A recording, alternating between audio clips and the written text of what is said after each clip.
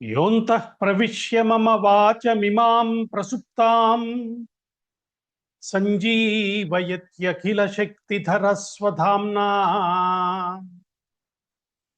అన్యాంశ్చ హస్తచరణశ్రవణత్వగాదీన్ ప్రాణాన్నమో భగవతే పురుషాయ తుభ్యం.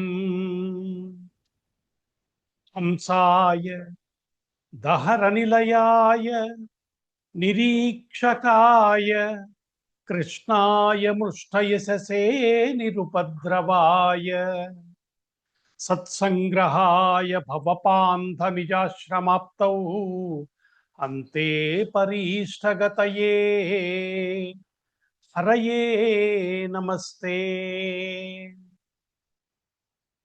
ఓం నమో భగవతే తుభ్యం వాసుదేవాయ ధీమహి ప్రద్యుమ్నాయ అనిరుద్ధాయ నమస్సంకర్షణాయ చ.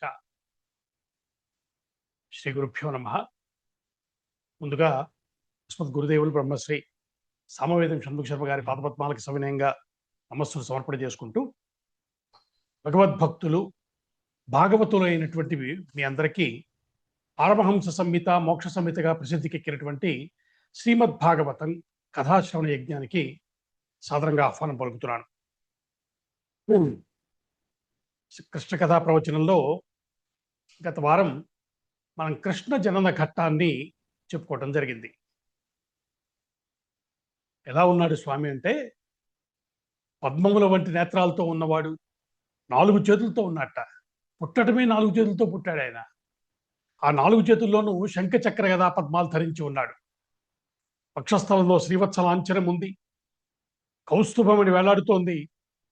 పచ్చటి పీతాంబరం ధరించిన శరీరం ఎలా ఉందంటే, ఒక అందమైన మాట చెప్పాడు వ్యాస భగవానుడు, సాంద్ర పయోద సంభగం అంటే మంచి నీటితో నిండినటువంటి మేఘంలా ఉన్నాడు ఆయన అని చెప్పారు. అటువంటి ఒక రమ్యమైనటువంటి ఆ స్వామి యొక్క అవతార ఘట్టాన్ని మనం గత వారం చెప్పుకోవటం జరిగింది. ఆ విధంగా స్వామి ఆవిర్భవించిన తర్వాత ఒకసారి మోకాళ్ళ మీద నిలబడి 2 చేతులు దోయించి నమస్కారం చేశాట. కన్నుల వెంట ఆనందాశ్రువులు రాలుతూ ఉండగా వసుదేవుడు,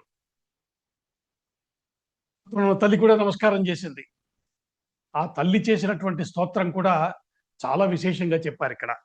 అట్లా అమ్మ అయ్య ఇద్దరు ఆ చిన్ని పాపడికి నమస్కరించి స్తోత్రం చేశారు. ఇక్కడ నారాయణ తల్లిదండ్రుల భయుడు తనయుడికి చేసినటువంటి స్తోత్రం ఇది. ఆ స్తోత్రంలో వాళ్ళ అమ్మ అంటోంది, నువ్వు నా గర్భంలో ఇంతకాలం ఉన్నావన్నదే నాకు చాలా ఆశ్చర్యంగా ఉందయ్యా. ఇటువంటి ఒక తేజస్వరూపాన్ని నా గర్భంలో ఎలా దాల్చానో నాకే అర్థం కావటం. ఇదంతా నీ లీల మాత్రమే.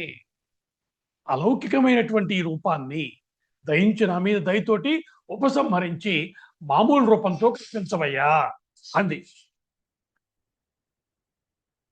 ఎందుకంటే నీ దివ్య రూపాన్ని చూసాం, కానీ ఎక్కువసేపు భరించగలిగిన సత్తా మాకు లేదు. కాబట్టి దయచేసి నువ్వు సామాన్యమైనటువంటి రూపాన్ని ధరించి మాకు గోచరించు అని ప్రార్థించింది దేవకీదేవి. స్వామి మందహాసం చేశాడు. చేసి చెప్తున్నాడు, అంత చంటి పిల్లాడిగా ఉన్నవాడు మాట్లాడుతున్నాడు తల్లిదండ్రులతోటి. కృష్ణలీలలు చూడండి ఎంత చిత్రంగా సాగుతాయో. అంటున్నాడు, అమ్మా అసలు మీరిద్దరూ ఎవరో నీకు తెలుసా? ఒక్కసారి చెప్తా విను. తొల్లి స్వయంభూ మన్వంతరమున అని మొదలుపెట్టాడు. అంటే మొట్టమొదట స్వయంభూ మన్వంతరం. మన్వంతరాల కల్లా ప్రథమ మన్వంతరం అదే. అంటే మనం చెప్పుకున్నాం, కృష్ణావతారం జరిగింది వైవస్వత మన్వంతరాల్లో. అంటే ఇప్పుడు నడుస్తున్నది ఏమిటి? వైవస్వత మన్వంతరమే. 7వ మన్వంతరం ఇది. ఈ మన్వంతరంలో ఉన్న 28వ మహాయుగంలో వచ్చిన ద్వాపర యుగంలో. మహాయుగం అంటే 4 యుగాలని చెప్పుకున్నాం కదా. ఈ వివరణ అంతా మనం ప్రారంభంలో సంపూర్ణంగా చెప్పుకున్నాం. కాలం యొక్క మొత్తం విస్తృతి అంతా. ఇది కృష్ణావతారం జరిగింది. ఈయన అంటున్నాడు, ఎప్పుడో స్వయంభూ మన్వంతరం ప్రారంభంలో, అంటే ఆ ప్రథమ మన్వంతరంలో నువ్వు జన్మించావు. అమ్మతో చెప్తున్నాడు, వాళ్ళ తల్లితోటి. అప్పుడు నీ పేరు పృష్ణి. ఈయన పేరు సుతపుడు. ఈ పృష్ణి సుతపుడు. సుతపుడు అప్పుడు ప్రజాపతిగా ఉండేవాడు. ప్రజాపతులు అంటే దివ్య జాతికి చెందినటువంటి వాడు. ఆయన యొక్క భార్య పృష్ణి. ఆ సమయంలో మీ ఇద్దరు తపస్సు చేశారు. చేస్తే నేను ప్రత్యక్షమయ్యాను. ఏం వరం కావాలి అని అడిగాను. నువ్వు మాకు పుత్రుడిగా లభించు అని మీరు కోరుకున్నారు. అప్పుడు మీరు నన్ను మోక్షాన్ని కోరలేదు. నన్ను పుత్రుడిగా రావాలని కోరుకున్నారు. మీ పుత్ర వాంఛ ఎంత బలీయంగా ఉందంటే అక్కడి నుంచి 3 జన్మల వరకు నన్ను మీకు పుత్రుడిగా చేసింది అని చెప్తున్నాను స్వామి. ఆ జన్మలో మీకు నేను సంతానంగా కలిగాను. అప్పుడు నా పేరు పృష్టిగర్భుడు. మొట్టమొదట మనకి అవతారాల యొక్క కథ చెప్పుకున్నప్పుడు మనం ఈ ప్రస్తావన చేసుకున్నాం. సరే, అప్పుడు నన్ను పృష్టిగర్భుడు అని పిలిచారు. ఆ తరువాత జన్మలో మీరిద్దరూ కూడా అదితి, కశ్యపులుగా జన్మించారు. అప్పుడు నేను మీకు వామనుడిగా వచ్చాను. ఈ జన్మలో మీరు దేవకి, వసుదేవులయ్యారు. ఇప్పుడు మీకు నేను ఇదిగో ఇలా అవతరించాను అని చెప్తున్నాను. అంటే ఇక్కడ ఒక రహస్యం ఉంది. ఇప్పుడు ఏం చెప్పాడు? పృష్టి సుతపులు అదితి కశ్యపులు అయ్యారు తర్వాత జన్మలో. ఆ అదితి కశ్యపులు తరువాత జన్మకు వచ్చేటప్పటికి దేవకి, వసుదేవులు అయ్యారు. ఈ దేవకి, వసుదేవులు తరువాత జన్మలో ఏమవుతారు అంటే ఈ జన్మే వాళ్ళకి ఆఖరి జన్మ. మరి పుట్టుక లేదు. ఇది మనం జాగ్రత్తగా పట్టుకోవాల్సిన విషయం, పరిశీలించాల్సిన విషయం. ఎందుకంటే గొప్ప రహస్యం చెప్తున్నారు ఇక్కడ. కృష్ణావతారంలో అందరికీ అదే ఆఖరి జన్మ. మనల్ని ఆశ్రయించిన అందరికీ ఆఖరి జన్మ చేసినటువంటి అవతారం కృష్ణావతారం. ఇదివరకు విష్ణువు చేతిలో చచ్చినటువంటి రాక్షసులు కూడా కృష్ణావతారంలో రాజుల అంశతో పుట్టి ఆయన చేత సంహరించబడి ఈ కంసాదులందరూ కూడా మళ్ళీ పుట్టుకలేని మోక్షాన్ని పొందేశారు. ఇది ఒక గొప్ప రహస్యం. అది నిజానికి వాళ్ళు ఏమైనా ఆత్మతత్వాన్ని తెలుసుకున్నారా? లేదే. అంటే కృష్ణావతారంలో ఉన్న విశేషం అదే. కృష్ణావతారంలో ఎవరు ఏ భావంతో ఆయన్ని చేరినా వారు పరమపదాన్నే చేరుకున్నారు, జన్మరాహిత్య స్థితిని పొందారు. అందుకే కృష్ణుని దగ్గరికి ఎవరు ఏ భావంతో చేరితే అది వారికి అది ఆఖరి జన్మ. అందుకు కృష్ణుని ఆశ్రయించిన వారికి అదే ఆఖరి జన్మ అని చెప్తోంది కృష్ణావతారం అని చెప్తోంది భాగవతం. ఎంత రమ్యమైన విషయం చూసారా? కాబట్టి తెలివైన వాడు కృష్ణుని పట్టుకుంటాడు అని చెప్పారు పెద్దలు. దాన్ని ఆఖరి జన్మ చేసుకుంటాడు. అదే భాగవతంలోని కృష్ణావతార ఘట్టంలో ప్రధానమైన అంశము.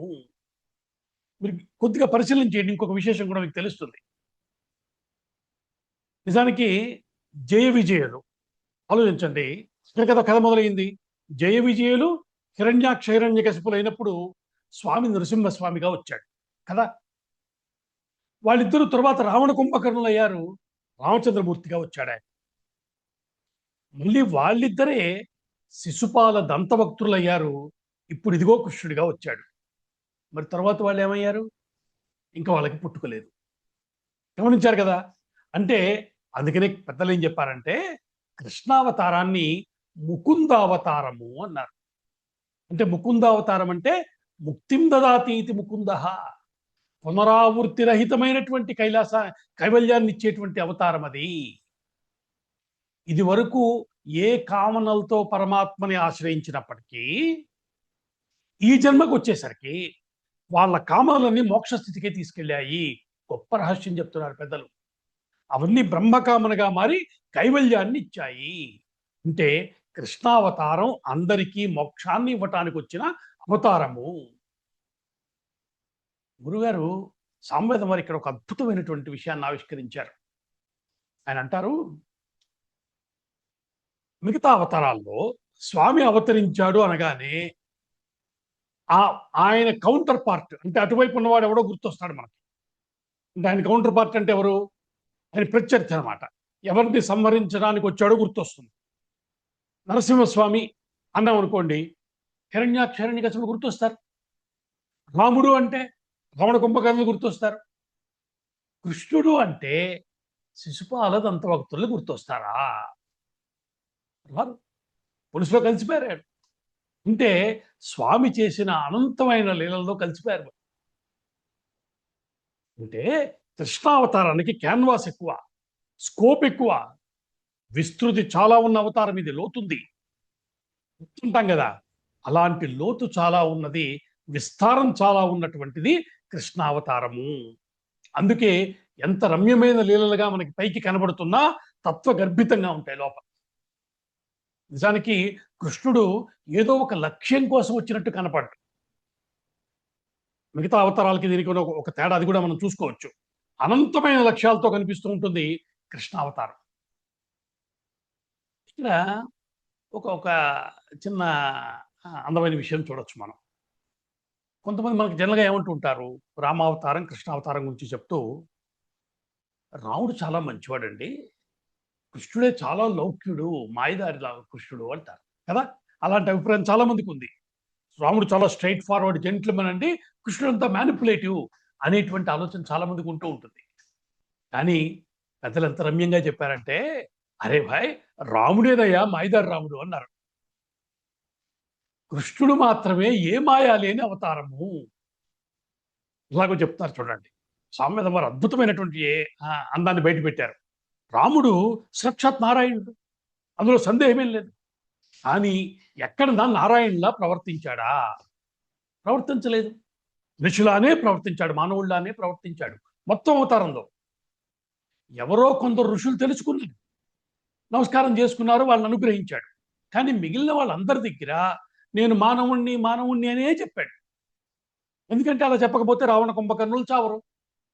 వాళ్ళకి నరవానరుల చేతిలో చావు ఉంది కాబట్టి నారాయణుడు నరుడిగా ప్రవర్తించాల్సి వచ్చింది చివరి వరకు. అందుకే రావణ సంహారం తర్వాత ఇంకా అంతవరకు ఒగ్గబట్టుకున్నటువంటి నారాయణ మొత్తాన్ని బయట పెట్టేసి యుద్ధకాండలో మనకి అది కనబడుతుంది. అంటే జాగ్రత్తగా దాచిపెట్టుకున్నాడు నారాయణత్వాన్ని, బయటికి కనిపించడం వల్ల. అలాగని రాముడికి తెలియకపోలేదు అంటున్నారు. అంటే కొంతమంది అనుకుంటారు, రాముడికి తాను నారాయణుడని తెలియదండి అని అంటుంటారు. అది నిజం కాదయ్యా, రాముడికి సంపూర్ణంగా తెలుసు, ఋషులకి తెలుసు, రాముడికి తెలుసు. అన్నీ తెలిసి కూడా తెలియనట్టు నటించాడు రాముడు. ఆఖరికి దేవతలు వచ్చి, స్వామి నువ్వు నారాయణుడు అయ్యా అంటే ఏమన్నాడు? ఆత్మానం మనుషం మన్యే రామం దశరథాత్మజం. వెబ్బే నేను మానవున్నయ్యా, దశరథుడి పుత్రుణ్ణి అని చెప్పాడు, దాచిపెట్టాడు. ఆయన్ను తెలుసుకున్న వాళ్ళు తెలుసుకున్నారు, తెలుసుకోలేని వాళ్ళు మానవుడుగానే అనుకున్నారు. అని కృష్ణావతారం దాపరికం లేని అవతారము. నా నారాయణత్వాన్ని అడుగడుగునా ప్రకటిస్తూనే ఉన్నాడు స్వామి. అంటే పరమాత్మ భూమి మీదకి దిగి వస్తే ఎలా ఉంటుంది అన్న ప్రశ్న మీకు వస్తే సమాధానం కృష్ణావతారం. దేన్ని దాచలా ఆయన.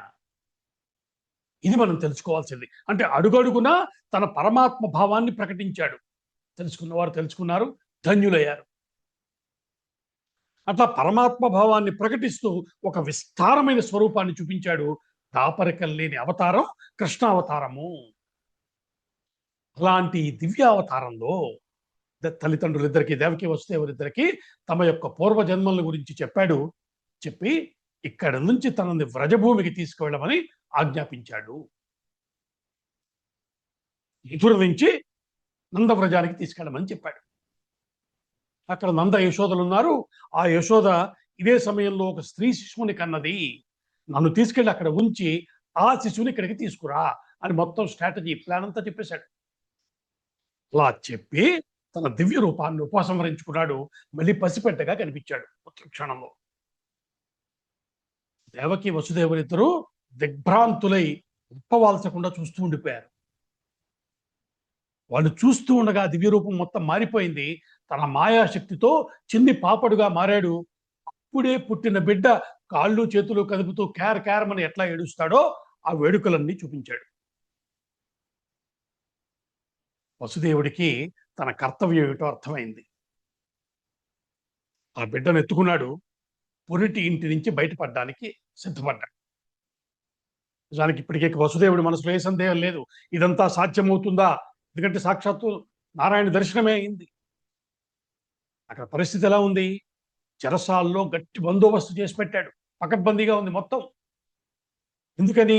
అష్టమ గర్భం, నెలలు నిండాయి, పుడుతున్నాడని అందరికీ తెలుసు. అక్కడున్న రాక్షసులందరూ కూడా కంటి మీద కునుకు లేకుండా, రెప్ప వాల్చకుండా జాగ్రత్తగా కాపలా కాస్తున్నారు కంసుడి పరివారం అంతా. నిజానికి కంసుడికి కూడా నిద్రలేదు. ఇక్కడ ఈ వ్యవహారం అంతా లోపల స్వామి కనిపించడం జరుగుతున్నా ఎవ్వరికి ఏమీ తెలియలేదు. వసుదేవుడి చేతికి పెట్టినటువంటి శృంఖలాలు అంటే గొలుసులు తమంతట అవే తెగిపడ్డాయట. రలాలు వాటిదంతా అవే ఊడిపోయాయి, తలుపులు తెరుచుకున్నాయి. కాపలా కాస్తున్న భటులందరికీ ఒక్కసారిగా కందులు మూతపడ్డాయి, నిద్ర వచ్చేసింది కంసుడితో సహా. ఆ స్థితిలో ఆ చిన్న బాలుణ్ణి తీసుకున్నాడు, బయలుదేరాడు వసుదేవుడు. ద్వారాలు వాతంతా అవే తెరుచుకున్నాయి, ఒక్కొక్క చావిడి దాటుకుంటూ వెళ్ళిపోతున్నాడు. ఎక్కడా దాక్కోటానికి కూడా వీలు లేకుండా ఆ చావళ్ళన్నీ కూడా ఒకే వరుసలో ఉన్నాయని చెప్తున్నాడు భాగవతం. అంటే ఈ చివరి చూస్తే ఆ చివరి వరకు కనబడుతుంది. అయినా ఎవ్వరూ చూడలేదు, శ్రీహరి మాయ మొత్తం అందరినీ ఆవరించింది. చాలా ఆశ్చర్యంగా వసుదేవుడు ద్వారాలు దాటుతూ ఉంటే ఆదిశేషుడు ఆ ద్వారాలని మూస్తూ ఆయన వెనక్కే వస్తుంది.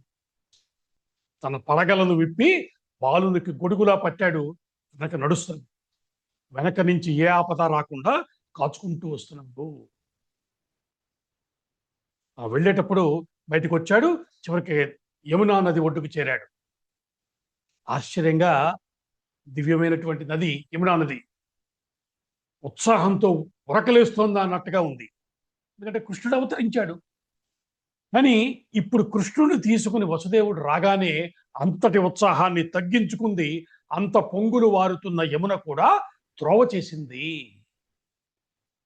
ఎలా త్రోవ చేసిందో చెప్తున్నారు. వసుదేవుడి యొక్క పాదాలు మునిగేంత నీరు మాత్రమే ఉంది, నీరు పూర్తిగా లేదట. ఎందుకలా? అది కూడా లేకుండా ఉండొచ్చుగా, కంప్లీట్ గా డ్రై అయిపోయి ఉండొచ్చు. కానీ వసుదేవుడు కృష్ణుడిని పట్టుకొస్తున్నాడు, ఆయన చేతుల్లో కృష్ణుడు ఉన్నాడు, పరమాత్మ. కనుక భక్తితో వసుదేవుడి పాదాలు కడిగింది యమునా నది అని చెప్పారు. కృష్ణుడిని ఎత్తుకుని తీసుకొస్తున్నందుకు వసుదేవుడికి దక్కినటువంటి గౌరవం అది. ఆ విధంగా క్రమంగా ఆయన యమునా నదిని అవలీలగా దాటాడు, నందవ్రజంలో ప్రవేశించాడు. వాళ్ళందరూ యాదవులందరూ గాఢమైన నిద్రలో ఉన్నారు. మెల్లగా వారిని దాటుకున్నాడు, వెతుక్కుంటూ లోపలికి వెళ్ళాడు.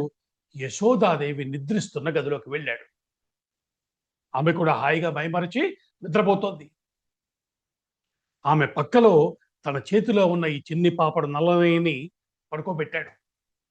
ఆ పక్కన నిర్దిస్తున్న ఆమె కుమారుని ఎత్తుకున్నాడు, వేగంగా బయటకు వచ్చేశాడు.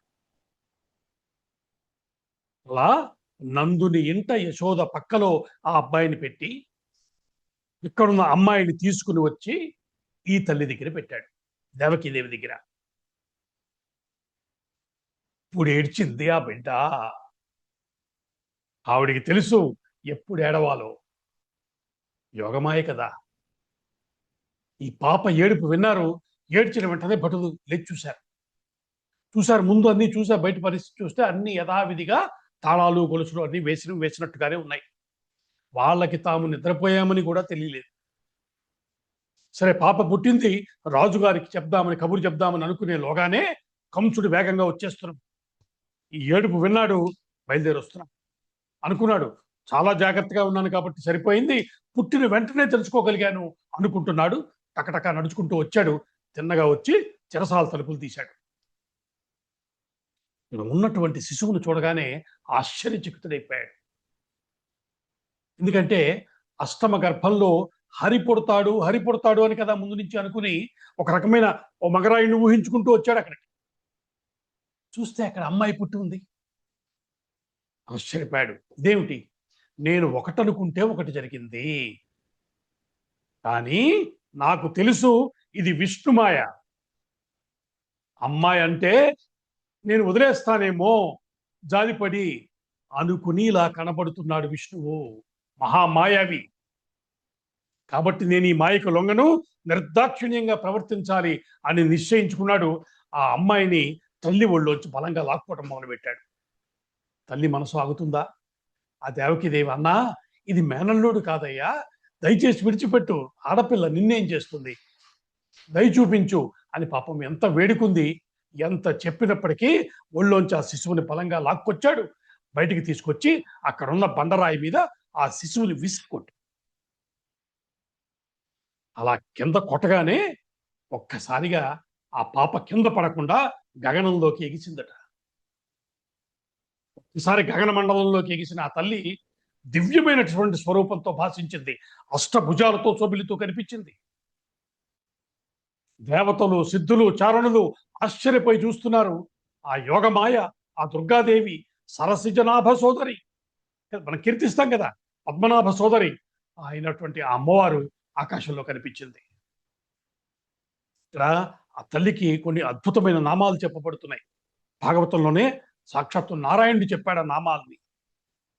ఈ నామాలను ఎవరు స్మరిస్తారో వాళ్ళకి అన్ని రకాల అరిష్టాల నుంచి రక్షణ లభిస్తుంది, అమ్మ రక్షణ లభిస్తుందని నారాయణుడు చెప్పాడు అమ్మ అవతార వేళలోనే. ఆ నామాలు ఒక్కసారి మనం కూడా స్మరించుకుందాం.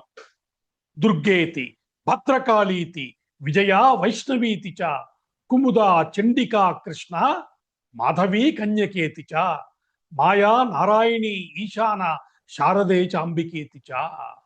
దివ్యమైన నామాలండి. దుర్గా, భద్రకాళి, విజయ, వైష్ణవి, కుముద, చండిక, కృష్ణ, మాధవి, కన్యక, మాయా, నారాయణి, ఈశాన, శారద, అంబిక. ఈ పేర్లన్నీ సాక్షాత్తు నారాయణుడు చెప్పాడు ఆ తల్లికి. ఇవి అమ్మవారి పేర్లు, దివ్యమైనటువంటి నామాలు, సాక్షాత్తు స్వయంగా నారాయణుడి నోట పలికినటువంటి నామాలు అమ్మవారు. అలాంటి అమ్మవారు గగనమండలంలో భాషిస్తూ కంసుడితో అంటోంది, దుర్మార్గుడా, ఇప్పటికే 6 పిల్లల్ని పొట్టన పెట్టుకున్నావు. అరే, ఆడ శిశువు పుట్టిందని కూడా చూడకుండా నిర్దాక్షిణ్యంగా ప్రవర్తించావు.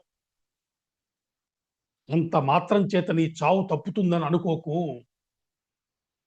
నా సరసన జనించి నాతో పాటు పుట్టినవాడు ఒకడున్నాడు, ఒక చోట పెరుగుతున్నాడులే అని చెప్పేసింది. ఇంతవరకే చెప్పింది. ఇక్కడ దాకా చెప్పింది, ఎక్కడ పుడుతున్నాడో చెప్పేయచ్చు కదండి, చెప్పలేదు.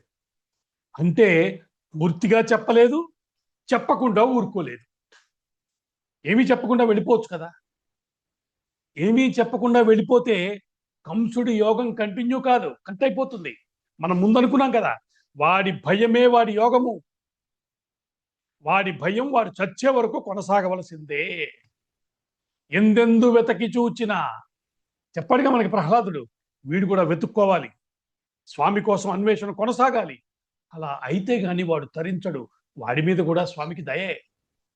అందుకని యోగమాయ ఆ తల్లి ఆ మాత్రం ఇన్ఫర్మేషన్ ఇచ్చి అంతర్ధానం అయిపోయింది.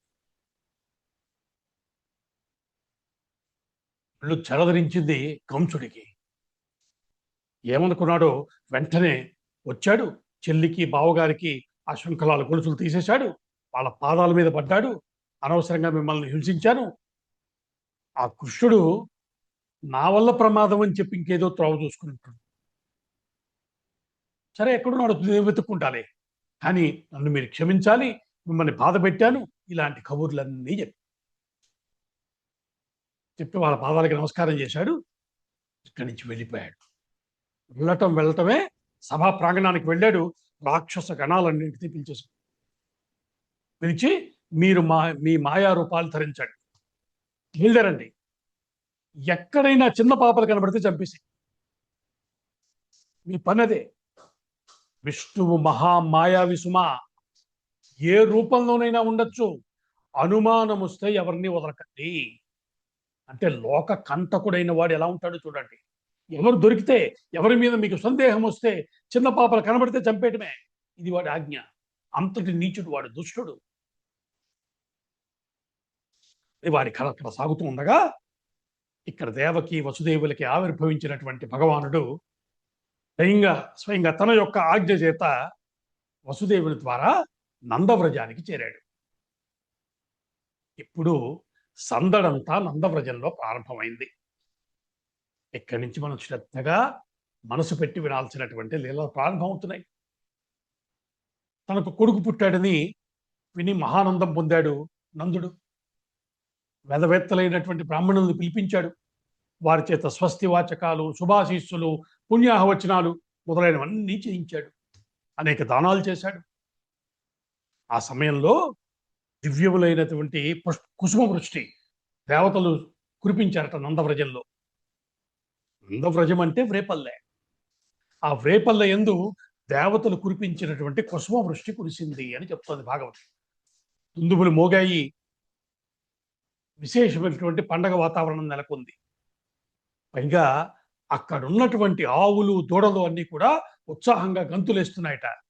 కారణం, గోపాలుడు అవతరించాడు. నందవ్రజమంతటికి ఒక పెద్ద పండుగ ప్రారంభమైపోయింది. ఇక్కడ ఉన్నటువంటి గోపాలకులందరూ కూడా నూతన వస్త్రాలు ధరించి నందుని ఇంటికి వెళ్ళారట. ఆ పిల్లాన్ని చూడటం కోసం వివిధమైన కానుకలు తీసుకున్నారు. అంతా కలిసి ఆ బాబుని చూద్దామని వెళ్ళారు. ముత్తైదువులందరూ చక్కగా అలంకరించుకున్నారు. వారు కూడా అక్కడికి చేరారు. ఒక అందమైన పద్యం చెప్పాడు ఇక్కడ పోతన గారు. వాళ్ళు అనుకుంటున్నారు వాళ్ళలో వాళ్ళు, ఏమి నోము ఫలము ఇంత ప్రొద్దొక వార్త వింటి మపలలారా వీనులారా, మన యశోద చిన్ని మగవానిని కనినట చూచి వత్తమమ్మ సుదతులారా. పోతన గారు అందించినటువంటి తేట తెలుగు మాటల్లో కనిపిస్తున్న కృష్ణ సౌందర్యం. మన యశోద చిన్ని మగవానిని కనినట. కృష్ణుడు అంటే ఎవరో తెలిసిపోయిందిగా మీకు. అదే చెప్తున్నాడు ఆయన, చిన్ని మగవాడు. ఇక్కడి నుంచి మనం కృష్ణుని యొక్క బాల్య లీలలు చూడబోతున్నాం. అయితే చిన్న మనవి ఏమిటంటే, ఈ లీలను మనం ఎలా వినాలి అన్నది కూడా పెద్దలు చెప్పారు. ఒకటి, చెప్పిన దాన్ని శ్రద్ధగా వినాలి. అంతకు పై స్థాయి కూడా చెప్పారు. ఆ లీలల్ని మనసులో ఆవిష్కరింప చేసుకోవటం. ఇదేలాగా అంటే, ఆ లీలలు మన ఎదురుగా జరుగుతున్నట్టు, అంటే మనం ఆ సన్నివేశంలో పక్కనే నిలబడి చూస్తున్నట్టుగా భావిస్తూ వినటము. ఇది గొప్ప సాధన అండి. పెద్దలు చెప్పిన మాట చెప్తున్నాను మీకు. అలా వినాలట. కృష్ణుడు లీలామయుడు. ఆయన చేసిన ప్రతి పని లీలే. లీలా అంటే అర్థాన్ని మనం చాలా వివరంగా చెప్పుకున్నాం కదా. ఇక్కడ కృష్ణుడి యొక్క లీలల్ని 3 భాగాలుగా విభజన చేసి చెప్పారు పెద్దలు. ఒకటి, స్వామి ఇప్పుడు నందవ్రజంలో చేయబోయే లీలలు. ఇది మొదటి సెట్. రెండో సెట్ మధురకు చేరిన తర్వాత చేసినటువంటి లీలలు. మూడవది ద్వారకకు చేరిన తర్వాత, అంటే అవతార పరిసమాప్తి వరకు చేసినటువంటి లీలలు. ఇలా 3 భాగాలుగా చేసి చూడొచ్చు. అయితే ఈ 3 భాగాల్ని మళ్ళీ 2 భాగాలుగా క్లాసిఫై చేశారు. ఎందుకంటే ఇలా చూస్తూ వెళ్తే వాటి యొక్క అందాన్ని మనం సరిగ్గా పట్టుకోగలుగుతాం. ఆ 2 భాగాలే చాలా ముఖ్యం. 2 భాగాలు ఏమిటంటే, ఒకటి మాధుర్య లీల, రెండవది ఐశ్వర్య లీల. అలా చెప్పారు. మాధుర్య లీల అంటే ఏ లీలను మనం వింటున్నంతసేపు మననం చేస్తున్నా, తలుచుకుంటున్నా మనసులో ఒక అనిర్వచమైనటువంటి ఆనంద మాధుర్యం పొంగులు వారుతూ ఉంటుంది. ఇటువంటి రసానుభూతిని కలిగించే లీల మాధుర్య లీల అని చెప్పారు. దీనిని ముక్తి ప్రధాన లీల అని కూడా చెప్పవచ్చు అంటున్నారు పెద్దలు. స్వామి నందవ్రజంలో చేసినదంతా మాధుర్య లీలే. అక్కడ స్వామి చేసిన ప్రతి చేత కూడా మాధుర్యమే. ఎన్నిసార్లు విన్నా కొత్తగా ఉంటుంది, అందంగా ఉంటుంది, రమ్యంగా ఉంటుంది. ఇందాక చెప్పుకున్నాం కదా, ఆయన నందవ్రజంలో ప్రతి వారికి ముక్తినిచ్చాడు. ఇక చాలా మంది భక్తులు ఇప్పటికి కూడా ఆ నందవ్రజంలో, బృందావనంలో చేసినటువంటి ఘట్టాలనే మననం చేసుకుంటూ ఉంటారు. బాలకృష్ణుడు బృందావనంలో చేసిన లీలల్ని, వాటల్నే తలుచుకుని తలుచుకుని తరించిపోయినటువంటి ముక్త జీవులు చాలా మంది ఉన్నారు. కారణం ఏంటంటే ఆ లీలల్లో ఉన్న మాధుర్యం, ఆ స్వీట్నెస్, ఫ్రాగ్రెన్స్ అటువంటిది. బాలకృష్ణుడుగా ఆయన చూపించిన లీలల్ని మాధుర్య రసభరితాలు. ఇక రెండవ సెట్టు ఐశ్వర్య లీలలు. ఐశ్వర్య లీల అంటే ఆ మాటకు అర్థం ఏంటంటే ఈశ్వర భావ ప్రకటన లీల అని చెప్పారు. ఐశ్వర్యం అంటే ఈశ్వరస్య భావ ఐశ్వర్య. ఈశ్వరుడైన వాడు జగద్రక్షణ కోసం, ధర్మాన్ని పరిరక్షించటం కోసం, ధర్మాన్ని శిక్షించటం, ఈ 2 పనులు చేస్తాడు కదా. ధర్మాన్ని రక్షించటం, ధర్మాన్ని శిక్షించటం. ఈ రెండు పనులు చేస్తే వాటిని ఐశ్వర్య లీల అనాలి అని చెప్తున్నారు. అయితే మాధుర్య లీలలో ఐశ్వర్య లీల లేకపోలేదు, ఐశ్వర్య లీలలో మాధుర్య లీలలో ఉంటాయి. అంటే ఉదాహరణకి మాధుర్య లీల అయినటువంటి నందవ్రజంలో ఆయన ధర్మరక్షణ అధర్మ శిక్షణ చేశాడా లేదా? రాక్షస సంహారం చేశాడు కదా. అనేక చోట్ల రకరకాల రూపాలతో వచ్చిన అసురుల్ని తానే కనిపెట్టి వాళ్ళ పని పూర్తి చేశాడు కదా. అయినప్పటికీ ఆయన చూపించినటువంటి మాధుర్య తత్వంలో ఆ ఐశ్వర్య లీల కలిసిపోయింది. అంతా మనకి ఆనంద రూపంతోనే మనం దాన్ని పరిశీలిస్తూ ఉంటాం, అనుభవిస్తూ ఉంటాం. అలాగే ఐశ్వర్య లీలలు చూపించినప్పుడు కూడా దాని మాధుర్యం దానికి ఉండనే ఉంది. ఎలాగో మనం చెప్పుకుంటాం, ఐశ్వర్య లీలలో మాధుర్య లీల లీనమైపోతుంది. ఇట్లా మొత్తానికి రెండు విధములైన లీలారూపాన్ని మనం మొత్తంగా మననం చేసుకోబోతున్నాం. అందుకనే కృష్ణలీలని శ్రద్ధగా వినటము. ఇప్పుడు స్వామి నందవ్రజంలో శిశువుగా ఉదయించిన తర్వాత మొత్తం నందవ్రజం అంతా కూడా సందడే. ఎక్కడో యశోదకి నందుడికి సంతానం కలిగితే ఊరందరికీ పండగ ఏమిటండి? ఇది కూడా మనం ఆలోచించాలి కదా. అది పోనీ వాళ్ళు రాజు అనుకుందాం, రాజుగారి పిల్లాడితే ఏం చేస్తారు? ఒకసారి వెళ్ళి చూసి వస్తారు. కానీ అలా కాదే. కృష్ణుడు అక్కడ జన్మించాడని తెలిసిన క్షణం నుంచి వారందరూ ఒక ఆనంద తన్మయంతో మునిగి తేలుతున్నారు. అంటే ఇక్కడ గమనించవలసిన ఒక రహస్యం ఉంది. ఈ లోకంలో కొంతమంది ఉంటారు, వారికి ఒక స్వభావం ఉంటుంది. ఎవరికి ఏ మంచి జరిగినా చూసి ఆనందించే ఒక లక్షణం ఉంటుంది. ఇలాంటి వాళ్ళు ఉంటారా?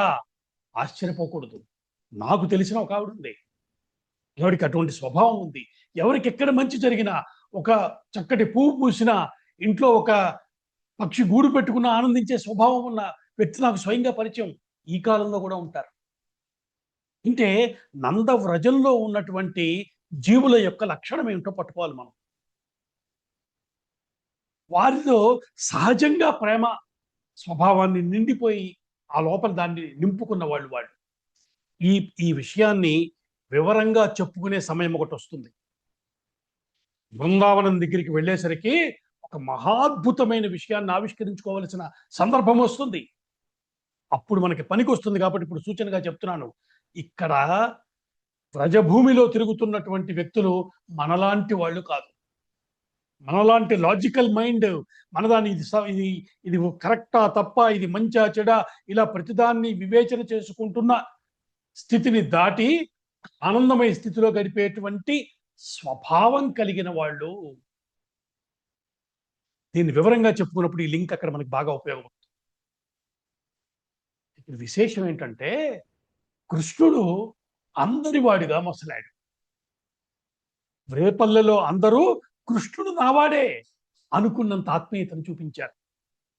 It is mutual. ఇది గమనించవలసినటువంటి విషయం. పైగా నందవ్రజంలో స్వామి చూపించినటువంటి దివ్యమైన లీలలు నందవ్రజంలో ఉన్న వారి యొక్క ఉదాత్తమైనటువంటి మానసిక స్థితి, ఈ రెండింటినీ అర్థం చేసుకోవటమే ఈ లీలల వెనకాల ఉన్న ప్రధానమైన రహస్యం. ఇటు స్వామి చూపించిన దివ్యమైన లీలలు ఎవరికి చూపించారో వారి మానసిక స్థితి. వివేకానందుడి రహస్యాన్ని చక్కగా బయటపెట్టి కేవలం కృష్ణ లీలలను చూడటం కాదు, దానిలో పడి కొట్టుకుపోయి ఆనందమయ స్థితిలో ఉన్నటువంటి ఈ జీవులు ఎలాంటి వాళ్ళు కూడా గమనించుకోవాలి మనము. నందవ్రజంలో గోవులు, గోపకులు, గోపికలు, దూడలు సర్వం కూడా కృష్ణ ప్రేమలో మునిగిపోయాయి. సర్వం కృష్ణమయం. వారికి కృష్ణ చింతన తప్ప మరొకటి లేదు. వారిదంటూ మరో జీవితం లేదు. ఇలా ఉంటారా? క్రమంగా మనకే అర్థమవుతుంది. చెప్పుకుంటూ వస్తున్నాడు సుఖయోగీంద్రుడు. ఇప్పుడు అర్థమైందా ఎందుకు సుఖయోగీంద్రుడు అంతటి వాడు అక్కడ కూర్చుని కథ చెప్తున్నాడో? ఇక్కడ ఉన్న జీవులు అలాంటి వాళ్ళు. ప్రేమ భక్తి పొంగులు వారుతూ ఉంటుంది ఆ నందవ్రజంలో. మనం చూసేటువంటి ఆ దివ్యమైన లీలలో వారందరికీ కృష్ణుడే సర్వస్వం. అసలు ఆ నందవ్రజంలో, ఆ రేపల్లెలో అందరికీ ముక్తినిచ్చాడు స్వామి అంటేనే తెలిసిపోలా. ఇది ప్రత్యేకత. మధురకి చేరిన తర్వాత ద్వారకకి వెళ్ళిన తర్వాత యోగ్యులైన జీవులకి ఎంచుకుని ముక్తినిచ్చాడు. కానీ నందవ్రజంలో అలా కాదు. అక్కడున్న అందరికీ ముక్తి లభించింది, గడ్డిపోతతో సహా అని చెప్పారు. అది స్వామి యొక్క విశిష్టమైనటువంటి లీల. ఈ ముక్తి ప్రధాన లక్షణాన్ని స్వామి చాలా చక్కగా చూపించారు.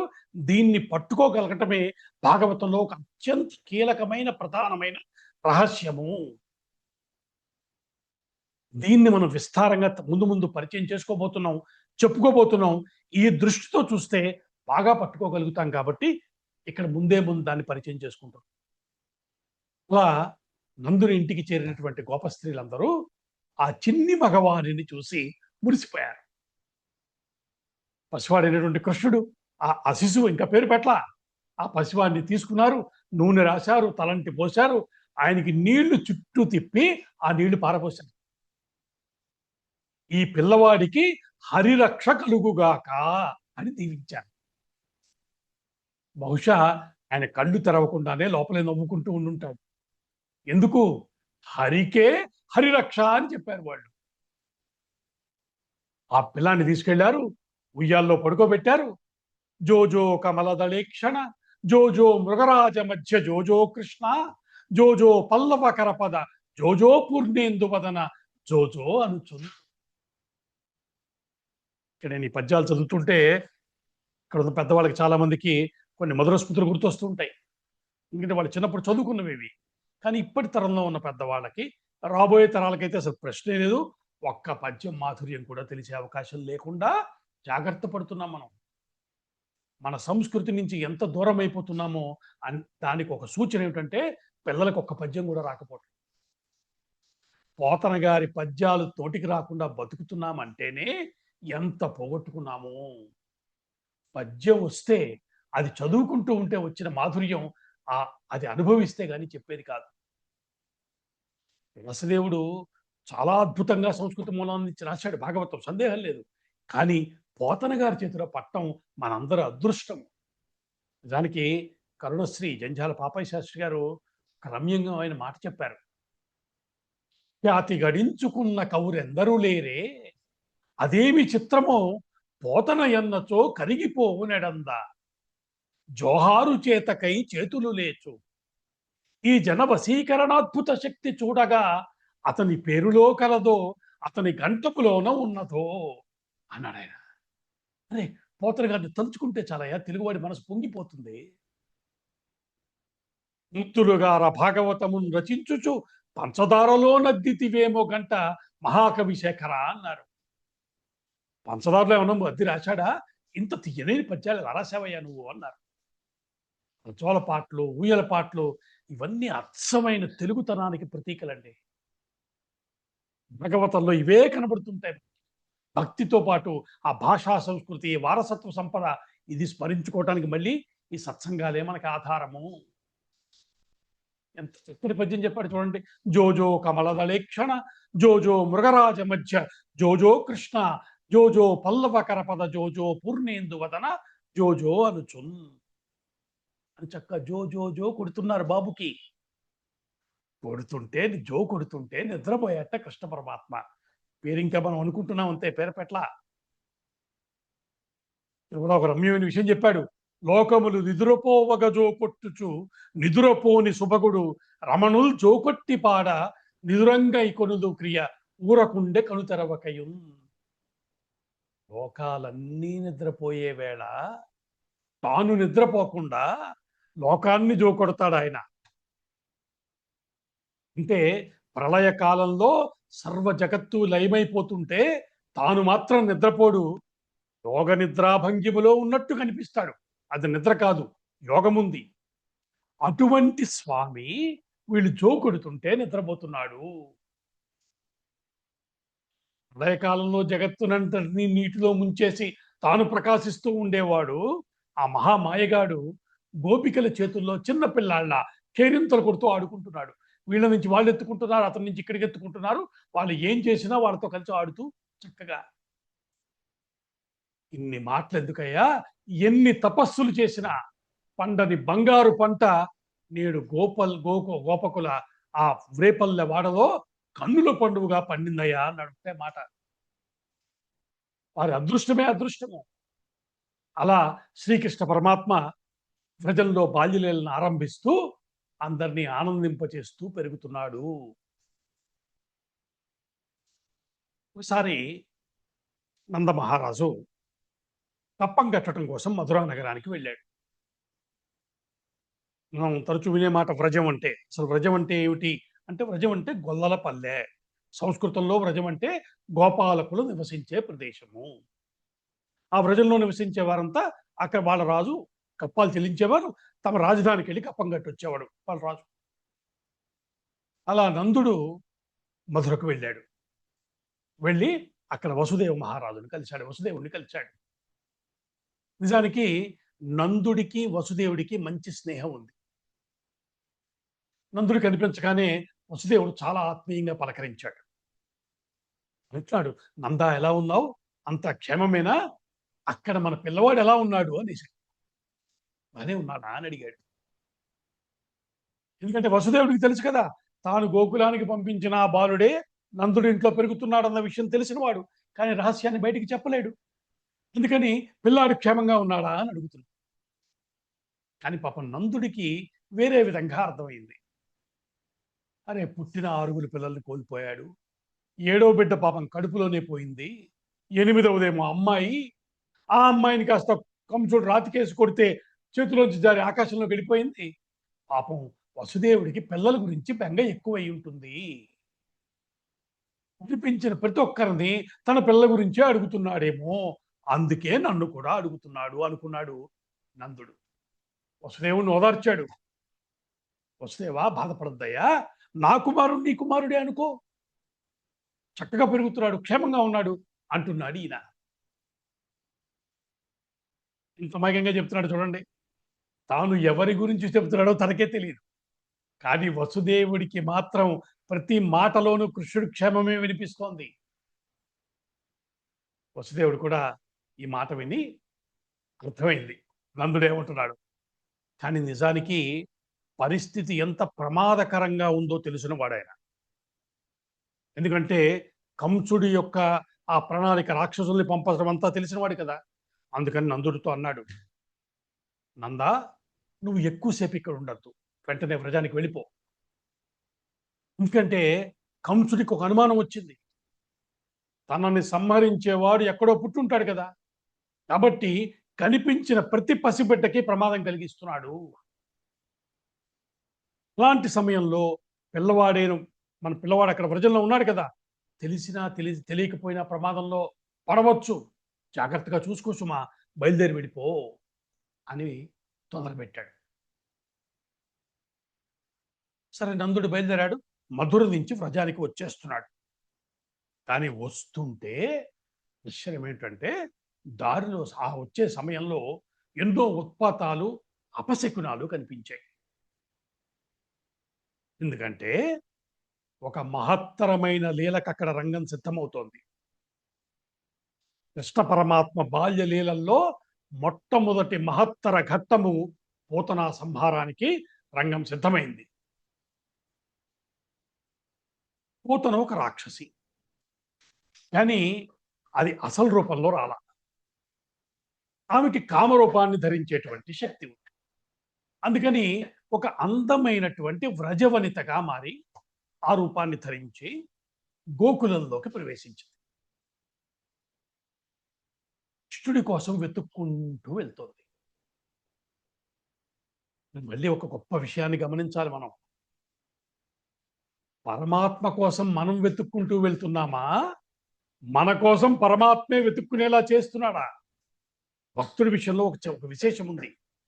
ఎవరు ఆయన్ని ఏ భావంతో చేరరు అని వారిని తలవైపు తిప్పుకుంటాడు. పోతన కూడా వెతుక్కుంటూ వస్తుంటే ఆ ఇంటి దాకా రాగానే నందగ్రహం నుంచి ఒక శబ్దం వినిపించింది. ఇది చిన్నపిల్లవాడి ఏడుపు. పసిబిడ్డకు సహజమైన రోదన అది. కానీ ఆ రోదన పోతనకు మాత్రం ఒక పిలుపులా అనిపించింది అని చెప్పి, ఇక్కడికి వెళ్తున్నావు ఇట్రా అన్నట్టుగా. ఎవరో పసిబిడ్డ ఉన్నాడు అనుకుంది, ఆ శబ్దం వైపు తిరిగింది. అంటే ఆమె కృష్ణుడి కోసం వెతుక్కుంటూ వచ్చింది. కానీ వాస్తవానికి కృష్ణుడే ఆమెను తన దగ్గరికి రప్పించుకుంటున్నాడు. పరమాత్మ లీల అనుకున్నాం కదా. ఈమె నెమ్మదిగా నందగృహంలోకి ప్రవేశించింది. అందమైన స్త్రీ రూపంలో ఉంది. ఎవరికి నిజ స్వరూపం తెలియదు. యశోదమ్మ కూడా ఈమె ఎవరో అర్థమయ్యేలోగానే అక్కడికి వెళ్ళింది. పూతన ఆ పిల్లవాడిని ఎత్తుకుంది, ఒళ్ళో కూర్చోబెట్టుకుంది, లాలిస్తోంది, సంజయం ఇవ్వటం మొదలుపెట్టింది. ప్రజల్లో ఇలాంటి దృశ్యాలు కొత్తేవి కాదు. మనం ముందే చెప్పుకున్నాం కదా. గోపికలు రావటం, ఈ పిల్లాన్ని ఎత్తుకోవటం, ముద్దు పెట్టుకోవటం, ఆడుకోవటం, పరిగెత్తించటం, వెనకాల ఇవన్నీ జరుగుతున్నాయి, సహజమైనవి. ఈవిడ కూడా ఎవరో వచ్చింది అన్న దృష్టిలో వాళ్ళు ఉన్నారు. అయితే వచ్చిన పూత ఉద్దేశం ఏమిటో మనకి తెలుసు కదా. స్తన్యానికి విషం పూసుకుని వచ్చింది, కృష్ణుణ్ణి చంపాలని వచ్చింది.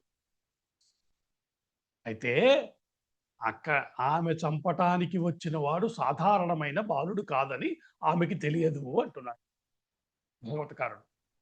పరబ్రహ్మమే బాల రూపంలో అక్కడ పడుకున్నాడని ఆమెకి తెలియదు. సరే, ఒళ్ళో తీసుకుంది, పాలు ఇవ్వటం మొదలుపెట్టింది. ఆ విషపూరితమైన స్తన్యాన్ని స్వీకరించాడు. మెల్లగా కళ్ళు తెరిచి చూశాడు. ఆ చిన్నారి కళ్ళు తెరిచిన విధానంలోనే ఎంతటి మహత్తరమైన తత్వం ఉందో మహాత్ములు వివరించారు. అలా కళ్ళు తెరిచి ఒకసారి చూశాడు. కేవలం పాలను మాత్రమే తీసుకోలేదు, పాలతో పాటుగా ప్రాణాలను కూడా పీల్చేశాడు. పోతన తట్టుకోలేకపోయింది. పెద్దగా అరుపులు మొదలుపెట్టింది. నువ్వు ఇతర పిల్లాడి లాంటి వాడివి కాదయ్యా, వదిలిపెట్టు వదిలిపెట్టు అని గోల చేయటం మొదలుపెట్టింది. ఒకసారి పట్టాక వదలడుగా కృష్ణుడు. పట్టి విడువరాదు అంటారుగా పెద్దలు. పరమాత్మని ఒకసారి మనం పట్టుకున్నా, ఆయన మనల్ని పట్టుకున్నా ఇక వదిలే ప్రసక్తి లేదు. మనలోని విషాన్ని, అహంకారాన్ని, మన దుర్గుణాల్ని తొలగించేసి మనల్ని తన వైపు వరకు తీసుకెళ్లేదాకా ఆయన విడిచిపెట్టడు. పోతన అరిచి గోల పెట్టింది. ఏమి చేసినా ప్రాణాలను పూర్తిగా తీసిపారేశాడు. ప్రాణోత్క్రమణం జరిగే సమయంలో ప్రచ్ఛన్న వేషంలో ఉన్న వారి మాయారూపం బయటపడిపోతుంది అని చెప్తారు. ఆమె అసలు రాక్షస రూపం బయటపడింది. ఒక మహాకాయమైనటువంటి రాక్షస దేహం నేల మీద పడిపోయింది. శబ్దానికి చుట్టుపక్కల ఉన్న వారందరూ పరిగెత్తుకుంటూ వచ్చారు. యశోదమ్మ అయితే గడగడ వణికిపోయింది. ఆ కృష్ణుడు ఎక్కడున్నాడు, నా బిడ్డకి ఏమైనా అయిందా అని వెతుకుతుంటే ఒక రమ్యమైన దృశ్యం కనబడింది. ఆ మహాకాయమైన నల్లటి రాక్షస శరీరం మీద చిన్ని కృష్ణుడు హాయిగా ఆడుకుంటున్నట్ట. ఇంత పెద్ద శరీరం మీద చిన్ని పాపడు ఆడుకుంటున్నాడు. ఒకసారి భావన చేయండి మనసులో. ఇంత పెద్ద రాక్షస శరీరం మీద అమాయకంగా ఆడుకుంటున్న చిన్ని పాపడు. యశోదమ్మ ఆ దృశ్యాన్ని చూసి వెంటనే కృష్ణుని ఎత్తుకుంది. దాన్ని కూడా నారాయణ భట్టాత్రి చాలా అద్భుతంగా వర్ణిస్తారు. ఒక నల్లని కొండ మీద నుంచి ఇంద్రియలమణిని తీసుకున్నట్టుగా ఆ రాక్షసి దేహం నుంచి యశోదమ్మ కృష్ణుణ్ణి ఎత్తుకుంది. అంటే అక్కడ జరిగిన ప్రతి అంశాన్ని అనుభవించి పరవశించి కవులు అద్భుతమైనటువంటి కవిత్వాన్ని మార్చి అందించారు. దివ్యమైనటువంటి భావన. ఒకవైపు నల్లని కొండలా పోతున్న దేహం, ఆ కొండ మీద ప్రకాశిస్తున్న ఇంద్రనీలమణిలా కృష్ణుడు. ఆ ఇంద్రనీలమణిని యశోదమ్మ తన ఒడిలోకి తీసుకుంది. గోపికలందరూ పరిగెత్తుకొచ్చారు, గోలపెట్టారు. వెంటనే కృష్ణుడికి దిష్టి తీశారు. ఇది చెప్తున్నాడు ఇక్కడ. మన భారతీయ సంప్రదాయంలో పిల్లలకు దిష్టి తీయటం అన్నది ఎంతో ప్రాచీనమైనటువంటి ఆచారం. అది పిల్లవాడికి ఏదైనా ప్రమాదం జరిగినా, ఏదైనా అనుకోని సంఘటన జరిగినా, లేకపోతే ఏదైనా దృష్టి దోషం తగులుతుంది అనుకున్న తల్లిదండ్రులు వెంటనే దిష్టి తీసేస్తారు. అంటే మన పురాణాలు, మన ఆచారాలు ఇవన్నీ కేవలం కథలు కావండి. వీటి వెనకాల మన సంస్కృతిలో ఎన్నో సూక్ష్మమైన రహస్యాలు, భావనలు దాగి ఉన్నాయి. అక్కడ గోపికలు కృష్ణుడికి దిష్టి తీసిన విధానాన్ని కూడా భాగవతం మనకి చెప్తోంది. గోలాంగూలము తిప్పి గోరజమున్ గోమూత్రమున్ జల్లి తద్బాలాంగంపుల గోమయం బలదిరా ద్వాదశ నామంబులం. కృష్ణుడు తీసుకెళ్లారు, ఒక గోవు వెనక నుంచోబెట్టారు. ఆ ఆవు తోకని కృష్ణుడు చుట్టూ తిప్పి. ఎందుకు అంటే మన సంప్రదాయంలో గోవుకున్న పవిత్రత లాంటిది. గోమాత సన్నిధి ఎలాంటి దోషాలనైనా పోగొడుతుంది. గోరజము అంటే గో పాదాల నుంచి లేచే ధూళి పవిత్రమైనదిగా చెప్పబడింది. గోమూత్రం, గోమయం ఇవన్నీ శుద్ధికి సంబంధించిన పవిత్ర ద్రవ్యాలు. వీళ్ళు ఏం చేశారు? కృష్ణుడికి గోవు సన్నిధిలో ఆ దిష్టి తీసేశారు. ని ఈ వ్రజవాసులు కృష్ణుడికి రక్షణ ఇవ్వాలని ప్రయత్నిస్తున్నారు. గమనించారా? వాస్తవానికి ఎవరు ఎవరికి రక్షణ ఇస్తున్నారు? కృష్ణుడికి గోపికలు రక్షణ ఇస్తున్నారా? కృష్ణుడే వ్రజమంతటికి రక్షణగా ఉన్నాడా? తొందరలో తేలుతుంది. పోతనను సంహరించిన వాడెవడు? శకటాసురుడిని సంహరించబోయేది ఎవరు? తృణావృత్తుణ్ణి సంహరించబోయేది ఎవరు? ఈ చిన్ని బాలుడే కదా! అని వ్రజవాసులు మాత్రం అయ్యయ్యో! మన కృష్ణుడికి ఏదైనా అయిపోతుందేమో అని భయపడుతున్నారు. ఇది కృష్ణలీల యొక్క వైచిత్రి. పరమాత్మ తన భక్తుల ప్రేమను ఆస్వాదించటం కోసం తాను వారి రక్షణకు వచ్చిన వాళ్ళ కాకుండా వారి రక్షణే తనకు అవసరం అన్నట్టుగా నటిస్తున్నాడు. ఇది వాత్సల్య భక్తికి పరాకాష్ట అని చెప్పారు పెద్దలు. ఇక్కడ పోతన లీలలో ఒక అద్భుతమైన తత్వం దాగుంది, గమనించాలని పెద్దలు చెప్తున్నారు. పోతన కృష్ణుడిని చంపటానికి వచ్చింది, అంతే కదా. దాని లక్ష్యం ఏమిటి? చంపటమే. ఆమె హృదయంలో భక్తి ఉందా? లేదు. కృష్ణుడు పరమేశ్వరుడు అన్న జ్ఞానం ఉందా? లేదు. ఆమె ఉద్దేశం కేవలం హింస. అయినా ఆమెకి ఏం లభించింది? మోక్షం అని చెప్తోంది భాగవతం. ఇది కృష్ణావతారం యొక్క మహిమ. విషంతో నిండిన స్తన్యాన్ని ఇచ్చిన పోతనకి కృష్ణ స్పర్శ లభించింది. ఆమె దేహమే కృష్ణమయమైపోయింది. కృష్ణావతారంలో ఒక ప్రత్యేకత ఉంది. ఎవరు ఏ భావంతో ఆయన్ని చేరినా ఆయన మాత్రం వారిని అనుగ్రహిస్తూనే వచ్చాడు. భక్తితో వచ్చిన వారికి భక్తిని ఇచ్చాడు, ప్రేమతో వచ్చిన వారి పట్ల ప్రేమ చూపించాడు, శరణాగతి అన్న వారికి శరణిచ్చాడు, శత్రుత్వంతో వచ్చిన ముక్తినిచ్చాడు.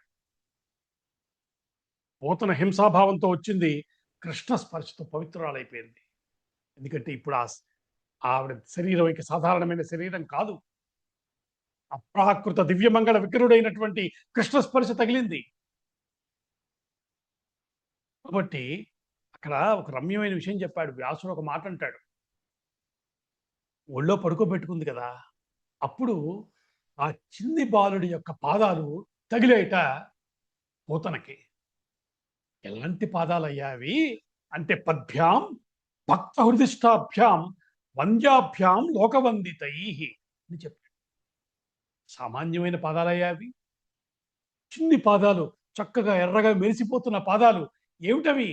భక్తుల హృదయ కమలాల్లో ఎప్పుడూ విరాజిల్లే పాదాలవి. లోకవందితులైన దేవతల చేత వాళ్ళు కూడా దండం పెట్టుకునేటువంటి పాదాలు. మనందరం ఎవరికి నమస్కరిస్తాము, ఆ దేవతలే ఆ పాదాలకు నమస్కరిస్తున్నారు. అటువంటి చిన్ని పాదాలు పోతన దేహాన్ని తాకాయి. అందుకే పోతనకు ముక్తి లభించింది. ఇది కృష్ణతత్వం. కృష్ణుడి దగ్గరకు వెళ్ళటం అంటే మనం ఏ స్థితిలో ఉన్నామన్నది ముఖ్యమైనది కాదు. ఆయనను చేరిన తర్వాత మనం ఏ స్థితికి వెళ్తామన్నది ముఖ్యము.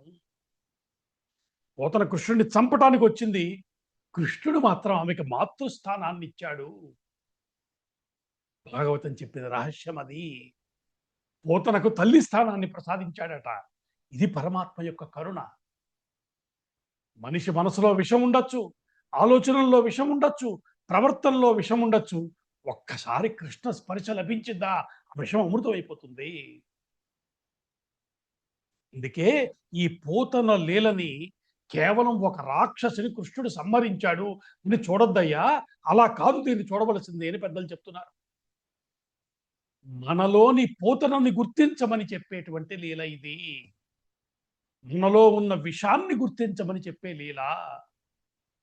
నాలో విషమే ఉందండి అంటారా? బోలెడు విషయాలు ఉన్నాయి. మనలో అహంకారము, ద్వేషము, అసూయ, దురభిప్రాయాలు, ఇవన్నీ కృష్ణుని పాదాల దగ్గర ఉంచమని చెప్పేటువంటి లీల.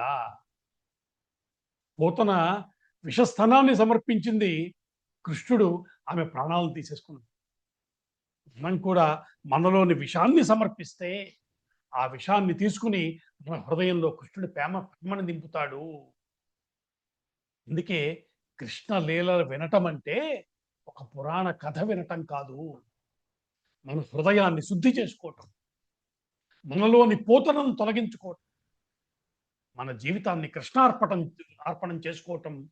ఇదే పోతన లీల యొక్క అంతరార్థము. అదే శ్రీకృష్ణ పరమాత్మ యొక్క అనుగ్రహము. ఈ రహస్యాన్ని భాగవతకారుడు ఇంత శ్రద్ధగా మనకి చెప్పింది కేవలం మనందరి మీద దయతోటి మాత్రమే. అలాగా పోతన పని పూర్తయిపోయింది. సరే, ఇంకొక విషయం కూడా ఏం చెప్పారంటే, ఇప్పుడు ఇంత పెద్ద కాయం అక్కడ పడున్నది, ఎలాగ దీన్ని డిస్పోజ్ ఆఫ్ చేయటం? సామాన్యమైన శరీరం కాదు, చాలా మైళ్ళ తరబడి విస్తరించినంత పెద్ద శరీరంగా చెప్పారు అక్కడ. అంత పెద్ద రూపం ధరించి పడింది అక్కడ. దాన్ని జాగ్రత్తగా కోసేసి రంపాలతోటి బయటికి తీసుకెళ్ళిపోయి తగలబెట్టేమని చెప్పారు. చిత్రం ఏమిటంటే, ఆ శరీరాన్ని కోసి తగలబెడుతుంటే అక్కడి నుంచి సుగంధం వచ్చిందిట. అంటే ఇందాక మనం చెప్పుకున్న దానికి థీరీకి కన్ఫర్మేషన్ అది. ఆ శరీరము తన యొక్క సహజ స్థితిని వదిలిపెట్టి మానవాతీతమైనటువంటి, ఆ శరీరాతీతమైనటువంటి ఒక దివ్య స్థితికి చేరుకోకపోతే అది జరిగి ఉండదు కదా. కాబట్టి అటువంటి ఒక అద్భుతమైన స్థితి పూతన పొందింది అని పెద్దలు చెప్తున్నారు. సరే, వసుదేవుడు అక్కడ ఉన్నాడు, కానీ ఆయన మనసంతా ఇక్కడే ఉంది. ఎందుకంటే తెలుసు ఆయనకి, బయట పెట్టట్లేదు కానీ కంస భయం చేత కాదు, కృష్ణ ఆజ్ఞ చేత ఆగాడు. మనసంతా ఇక్కడే ఉంది. ఒకరోజు ఆయన గర్గుల వారిని పిలిచాడు. గర్గ మహర్షి ఆయన వస్తున్నాడు. ఆయన పిలిచి, నీకు తెలియంది ఏముందయ్యా మహానుభావ, నా అబ్బాయి ఉన్నాడు, నా పిల్లవాడు, దయచేసి ఒక్కసారి అక్కడికి వెళ్ళి ఆ పిల్లవాడికి నామకరణం చేసిరా అని కోరుకున్నాడు. ఎందుకంటే నామకరణం అనేది సంస్కారం, అది జరగాలి. అంటే ఇంకా అప్పటికి కృష్ణుడికి పేరు పెట్టలేదండి. కృష్ణుడే మనం పేరు చెప్పేసుకుంటున్నాం కానీ ఇంకా పేరు పెట్టాల ఆ శిశువుకి. గర్గాచార్యుల వారిని వసుదేవుడు పంపించాడు. గంతేశాడు గర్గాచార్యుల వారు. తప్పకుండా అంతకన్నా అన్నాడు. ఇక్కడికి ఎడుతున్నానో తెలుసుగా ఆయనకి. గర్గుల వారు బయలుదేరారు.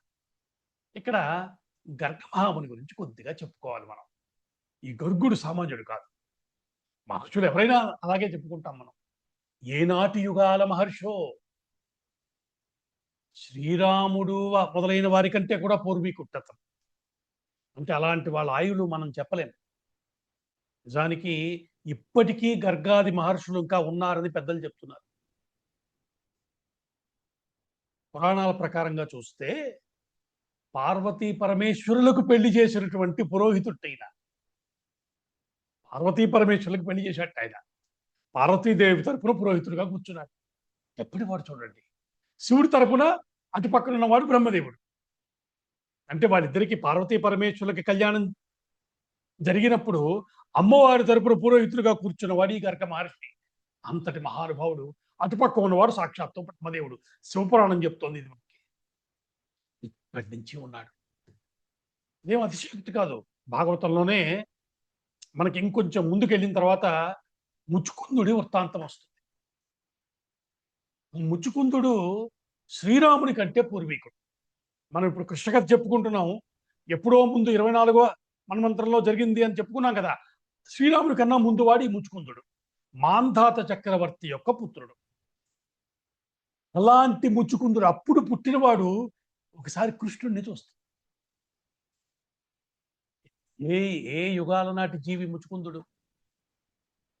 ఆయన కృష్ణుడిని చూసి ఒక మాట అంటాడు, నిన్ను చూస్తూ ఉంటే నాకు గర్గుడు చెప్పిన మాట గుర్తొస్తుందయ్యా, నువ్వెవరివి అని అడిగాడు. ఈయన కృష్ణుడు తాను ఇంట్రడ్యూస్ చేసుకున్నాడు. నేను నారాయణయ్య, ఇప్పుడు నడుస్తోంది 28వ మహాయుగం నాటి ద్వాపర యుగం అని చెప్పాడు. కృష్ణుడు చెప్పాడు, తాను పరిచయం చేసుకున్నాడు. ముచ్చుకుందులు అంటాడు, ఓహో, ఆనాడు నాకు గర్గుడు చెప్పాడు 28వ మహాయుగంలో నారాయణుడు పరిపూర్ణ అవతారంగా అవతరిస్తాడు అని. కృష్ణుడు నువ్వేనా అన్నాడు. ఇదంతా ఏనాటి విషయం చూడండి. అంటే గర్గాది మహామునులందరూ కాచుకు కూర్చున్నారు ఎప్పుడు అవతరిస్తాడా అని. వాళ్ళకి తెలుసు ఇక్కడ పుట్టినవాడు పరమాత్మ.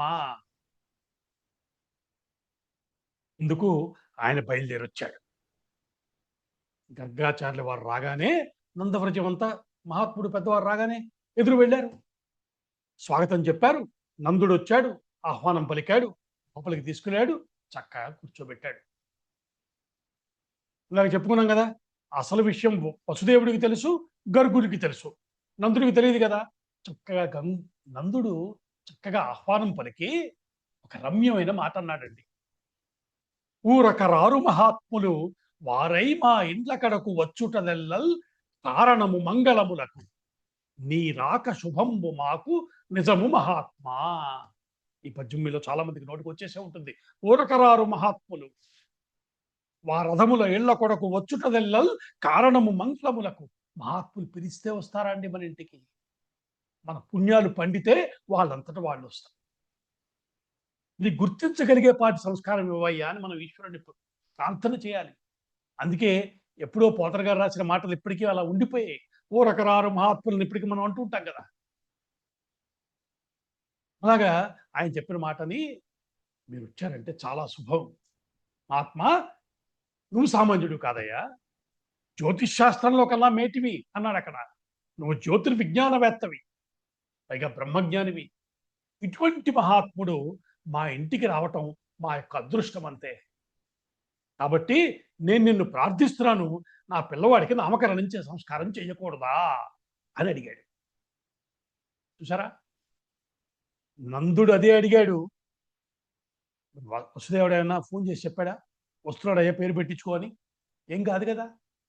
ఆయన ఏమనుకున్నాడో ఇక్కడ అదే జరిగింది. నందుడికి ఈ బుద్ధే పుట్టింది. అంటే గర్గుడు వచ్చినందుకు వసుదేవుడు పంపింది, నందుడు అడిగింది ఒకటే అయింది. పేరు పెట్టాలన్న బుద్ధి వసుదేవుడికి పుట్టిందా, గర్గునికి పుట్టిందా, నందునికి పుట్టిందా? కాదు, పేరు పెట్టించుకోవాలన్న సంకల్పం కృష్ణుడికి పుట్టింది. అది ఆయనకు పుట్టడం చేతి ఇదంతా జరుగుతోంది అని చెప్తున్నారు. గర్గుడు అడిగట, ఎక్కడున్నాడయ్యా నీ అబ్బాయి అని. ఎందుకని? కర్క మహర్షి కుతూహలం అంతా అదే. తాను బ్రహ్మజ్ఞాని, ఆ బ్రహ్మమే అవతరించి పాదరూపంలో తిరుగుతున్నాడు ఇక్కడ. కాబట్టి ఒక్కసారి చూడాలి, ఎలా ఉన్నాడో, ఎలా ఉంటాడు, ఎలా ఈ తాపంతో వచ్చాడు, ఆతృత పడుతున్నాడు. ఎలా ఉన్నాడయ్యా, ఎక్కడున్నాడు అని అడిగాడు. అదిగో అక్కడ ఆడుకుంటున్నాడు అని నందుడు చూపించాడు. ఆడుకుంటున్న కృష్ణ పరమాత్మ చూడగానే గర్గులు వారు పరిగెత్తుకెళ్ళారు దగ్గరికి. ఆ పిల్లవాడిని ఎత్తుకుని ఒళ్ళో పెట్టుకున్నారు.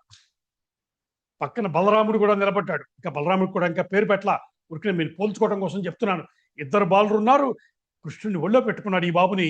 పక్కన ఆ బాబు ఉన్నాడు. ఒక దివ్యమైన ఆనందానుభూతిలోకి వెళ్ళిపోయాడు ఆయన. నందుడు అడిగాడు, అయ్యా ఇతడే పిల్లవాడు, నామకరణం చెయ్యండి అని అడిగాడు. ఏ పేరు పెడతాడు గర్గుడు? ఎంత పేరు పెడతాడు? ఎన్ని పేర్లు ఉన్నవాడు ఆయన? అనంత నామాలు కలిగిన వాడికి ఏ పేరు పెట్టాలి? ఏం పేరు పెట్టాడో ఆ పేరులో ఉన్నటువంటి అందమేమిటో, అర్థమేమిటో, రహస్యమేమిటో, అంతరార్థమేమిటో ఇవన్నీ వచ్చేవారం చెప్పుకుందాం. అటువంటి రమ్యమైనటువంటి కృష్ణ కథని వివరంగా వచ్చేవారం చెప్పుకోవటం కోసం మళ్ళీ వచ్చే గురువారం ఇదే సమయానికి కలుద్దాం. అంతవరకు స్వస్తి, నమస్కారం. మంగళం కోసలేంద్రాయ మహనీయ గుణాత్మనే చక్రవర్తి తనూజాయ సార్వభౌమాయ మంగళం. వేద వేదాంత వేద్యాయ మేఘశ్యామలమూర్తయే పుంసాం మోహన రూపాయ పుణ్యశ్లోకాయ మంగళం. స్వస్తి.